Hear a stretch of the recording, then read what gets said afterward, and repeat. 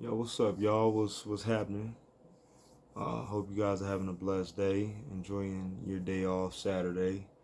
Um, you know, I just want to, really get into this new series I have, deceptive people, snitches, snakes, and rats.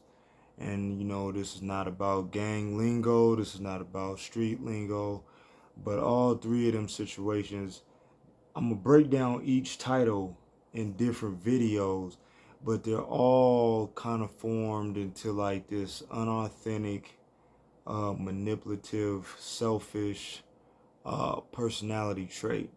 Now, let y'all be the judge. That this personality could be a narcissist. This personality could be somebody who has a Jezebel spirit, or in most cases, it's somebody that really don't care nothing about you, but they might be using you to manipulate somebody else.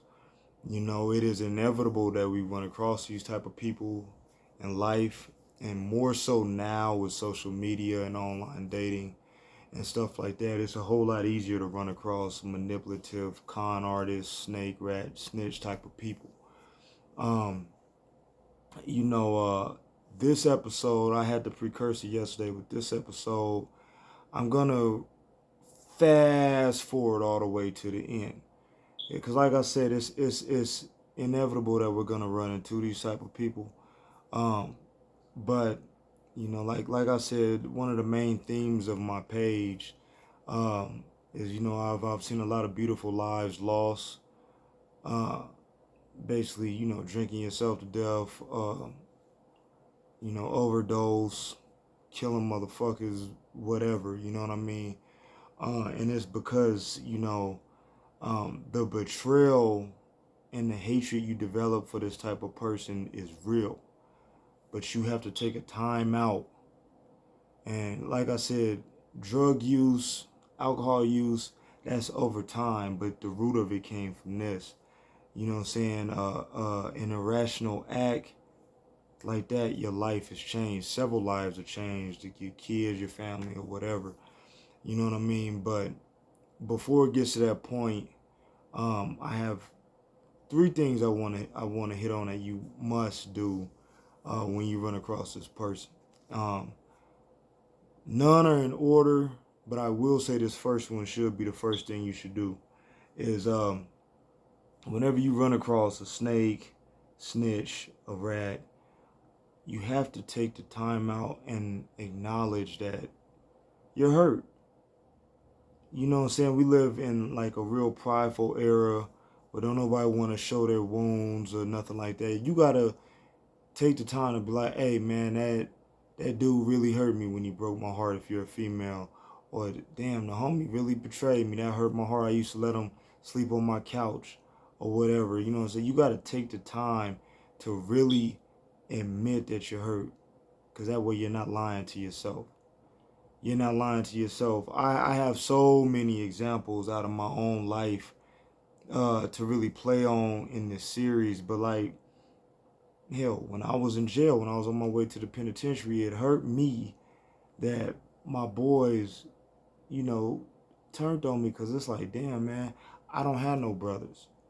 I have uncles, but they didn't fuck with me, and that's what my gang was. And it's like, damn, like, you know what I'm saying? Like I really looked at you niggas as like my brothers. I envisioned the 15-year-old me envisioned our kids growing up together, and you know what I'm saying? Like I've even went so far as to like, you know, praying for your mom and your grandmama, and y'all gonna do me like that. And it just hurt, and you gotta acknowledge and realize that you are hurt. Now within that, you know, you gotta see, did they show me red flags? And not 9 times out of 10, 10 times out of 10, that person did. That person did show you red flags. That's why we always talk about people behind our back, or we joke, but it's a serious joke about our friend. Like, oh, man, I was gonna call, but you was gonna be asleep. You said that because 9 times out of 10, when you do call, he do be asleep. You know what I mean? But it was red flags that you ignored, and in most cases, you ignored that red flag because of your own insecurity. Now, I'm not a psychiatrist, I'm not a pastor, I'm just an individual that lived a lot, I journal a lot, um, I pray a lot, and I listen to a lot of stories. People I know in real life, I watch interviews and podcasts on TV all day long, and I kind of like, put things all together. But at least in my own personal life, I ignore red flags. At the time, I'm like, all right, well, cuz got caught up lying, but at the time I be lying. Like, I lied about nigga having a pair of J's and I didn't have them J's, or I lied about hitting old girl and I didn't hit old girl. You know what I'm saying? Like, it was just to fit in, and so I just look at it like, oh, he was just an immature version of me, just trying to fit in like how I was trying to fit in.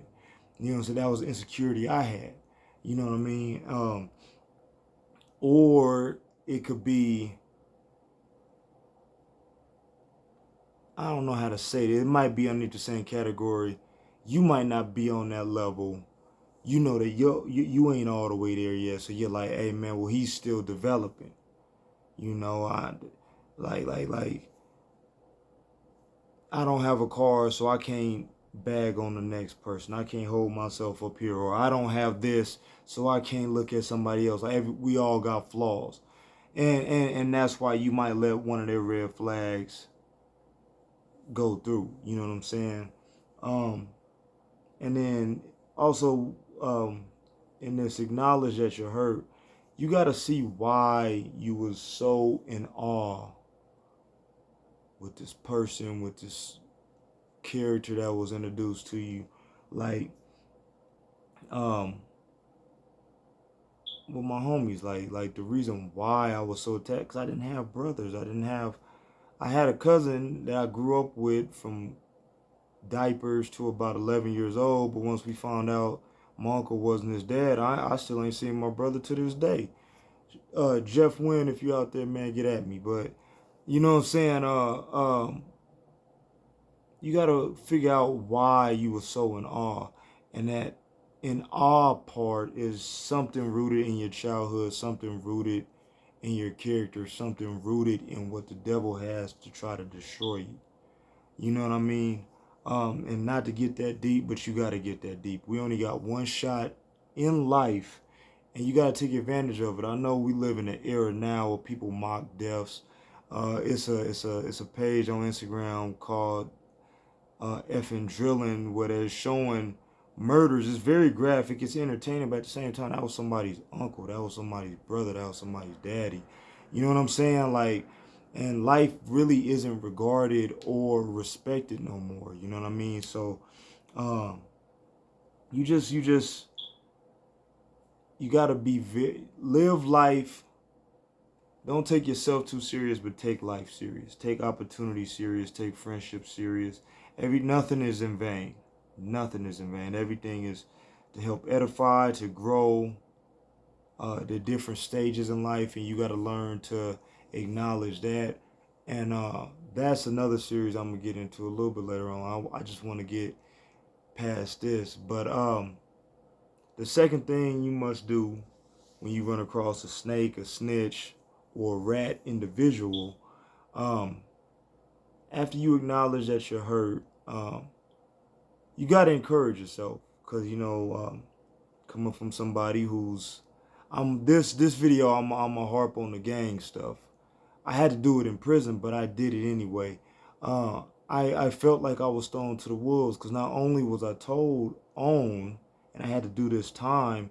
Initially, the guys that told on me lied and tried to say I was telling.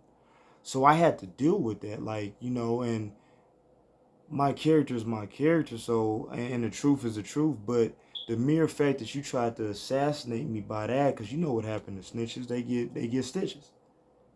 You know what I'm saying? But the real always prevail. I'm like, damn, like I really felt demolished. I'm like, y'all thought that lease of my life to literally throw it away and send me to jail, and then try to ruin me in jail with this false tag that you put on me. So I encourage myself in jail by really trying to do better. I'm like the 19-year-old version of me in prison. I was like, why? Gangs didn't work with me. I'm about to try some others. I got in culinary arts. I took college classes. I tried to learn Swahili. Um, I worked out effortlessly. I know I butchered that, but you know, and in the working out, uh, I mean, it's amateur, but it's still, something I take with pride. I mean, I competed as a power lifter, as a bodybuilder. I was a low key yard nutritionist. I'm telling people how to nutrition themselves. I'm giving people workouts. And even in my waking life today, when things get rough, I still train people.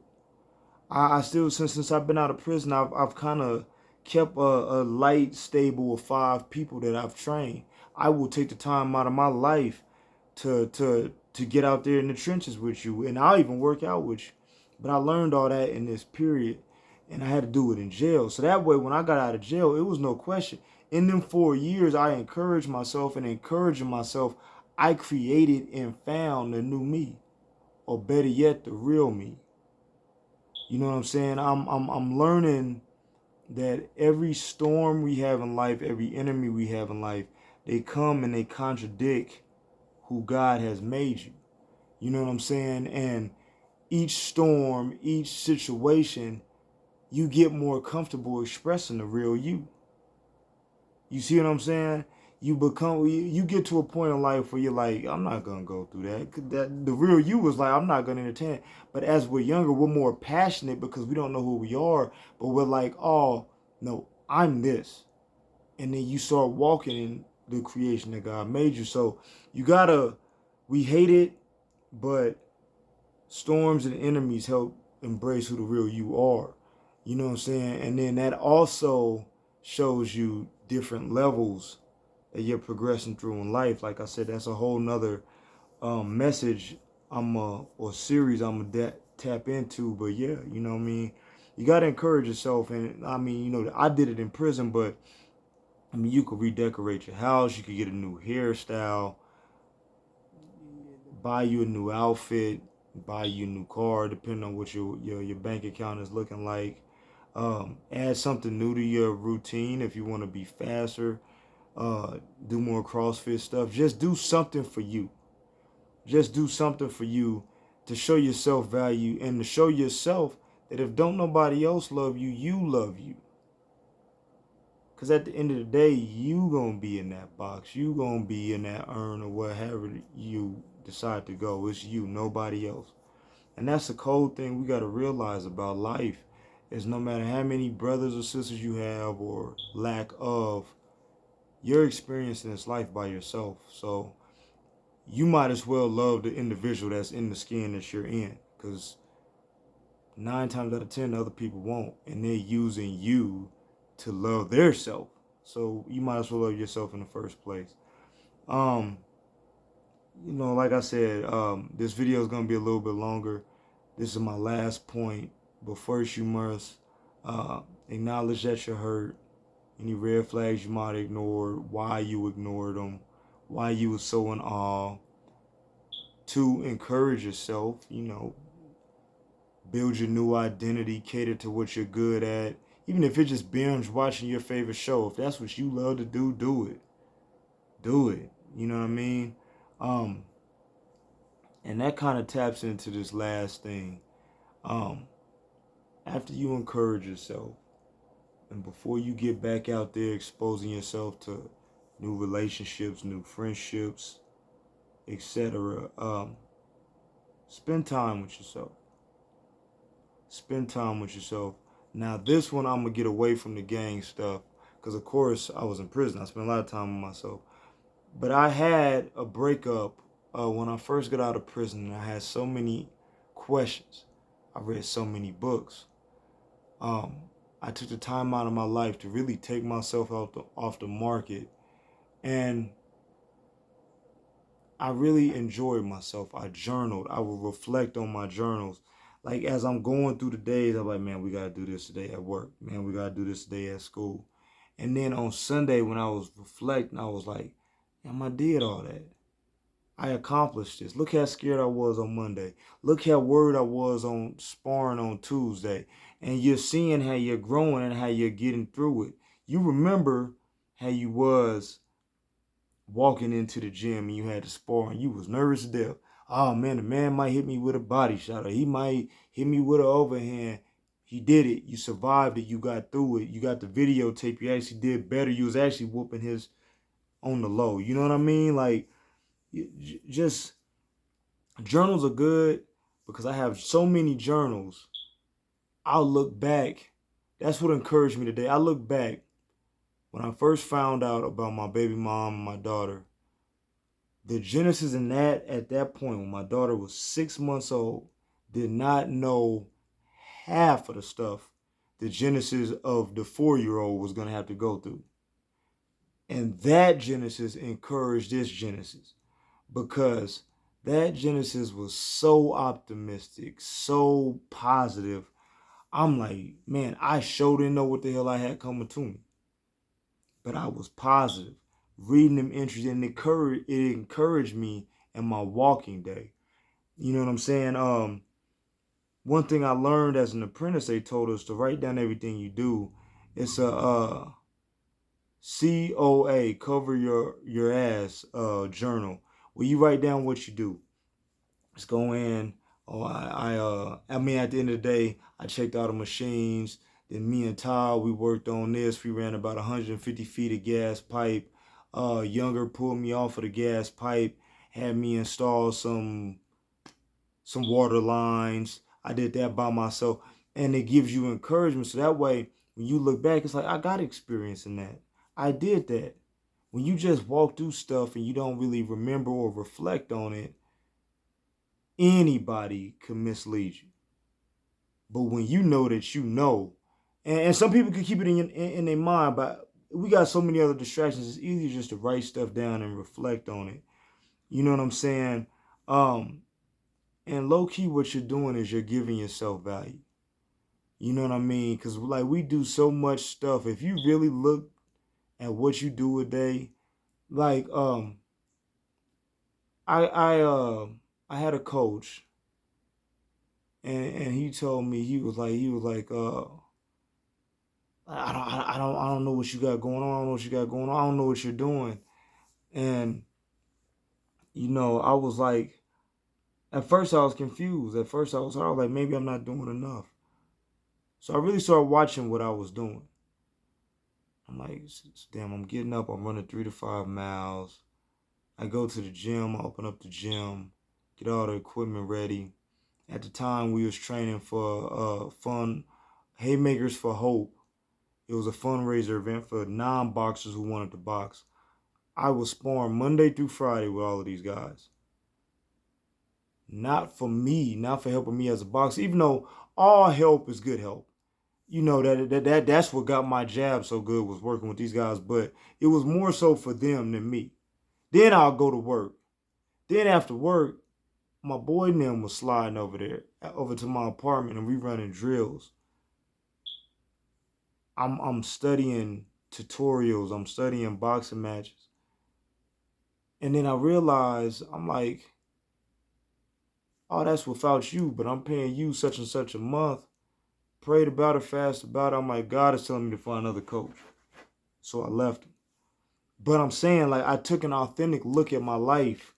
I didn't hold a gun to my head and say, oh, I'm not good enough. I was like, well, maybe I'm not doing enough. Maybe I'm not. But when I really start paying attention to my everyday life and not doing extra, just what I do on a regular, and in comparison to his narrative, I'm like, nah, player, I'm better than this. Especially for you to talk like this, I'm paying you this much money. I'm in your gym every day and I don't even see you every day like that. But I'm in your house. I open your house. I'm not on payroll. No, I'm good. But that's from, recording, reflecting, being honest with myself. So like I said, just spend time with yourself. Pray a lot. Talk to yourself. I mean, we live in an area now, just put your earbuds in, have them off, and just talk to yourself. Be in your car, talk to yourself. You get to find out what's going on. Another exercise I do, this is the last thing I'm going to leave you with. Sometimes I write down what I'm thinking about. every round, and I'll just make a web, and you'll know why you're thinking about what you're thinking about, and pray on it, meditate on it. Why is that running through your mind? You know what I mean? But like I said, I'm about to tap into this. Like I said, I'm gonna break down. It's all pretty much the same spirit, but how they attack us and what openings they attacked us with. And I don't know what that was.